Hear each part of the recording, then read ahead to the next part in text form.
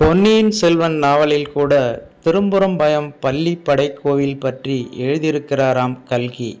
இந்த கதையை படித்து முடித்த பின் கவிஞர் கண்ணதாசனை எண்ணி எண்ணி வியக்காமல் இருக்க முடியவில்லை. சிவலிங்கம் சாட்சி சொன்ன கதையும் பொய்யோ என்ற கவியரசர் கண்ணதாசன் எழுதிய இந்த வரிக்கு பின்னால் இவ்வளவு பெரிய கதை இருக்கிறது. இந்த கதை முழுவதும் படிக்காமல் கண்டிப்பாக கவிஞர் கண்ணதாசனால் அந்த ஒரு வரியை எழுதியிருக்கவே முடியாது என்பது தெள்ள தெளிவாகிறது. சரி, இந்த ஒரு பாடலுக்கே இப்படி என்றால் கவிஞர் கண்ணதாசன் எழுதிய ஆயிரக்கணக்கான பாடல்களில் எத்தனை அர்த்தங்கள் ஒளிந்திருக்கும்.